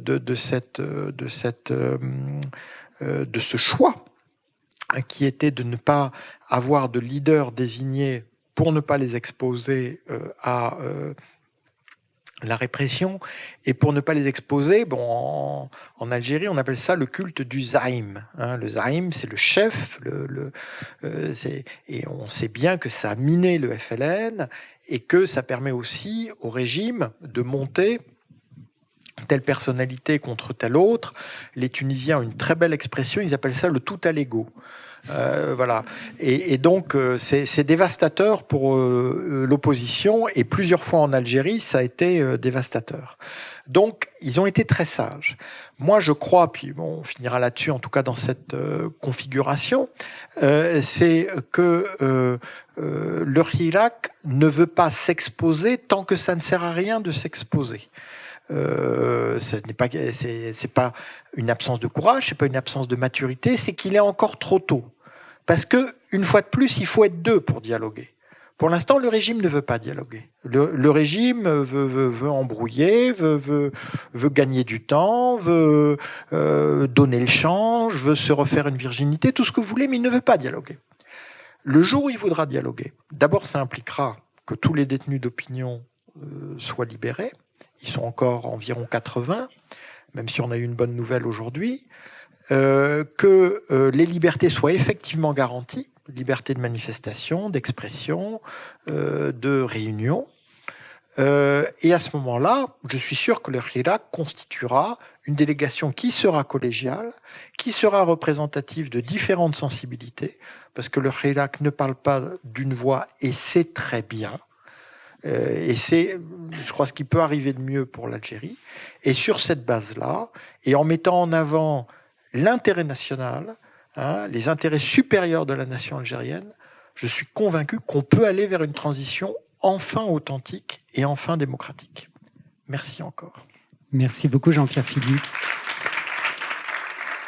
Et merci à toutes et à tous. Deux petites annonces, donc les prochaines rencontres des Mardis d'eau dans 15 jours. Le 18 février, on se retrouve cette fois-ci à Pierre-Vive à 20h avec Emmanuel Todd qui viendra présenter son nouvel ouvrage « Les luttes de classe en France au XXIe siècle », paru au Seuil. Et puis ensuite, on se voit le 3 mars ici même avec deux grands hellénistes, traducteurs donc du grec ancien, Hélène Monsacré et Pierre Judet de Lacombe, qui vont venir nous parler d'une entreprise éditoriale assez fabuleuse, l'édition de Tout Homère en 2600 pages. Donc Homère, l'Iliade, l'Odyssée, mais également des poèmes érotiques, des fables comiques, tout ça donc ici même, et c'est le 3 mars. Très bonne fin de soirée.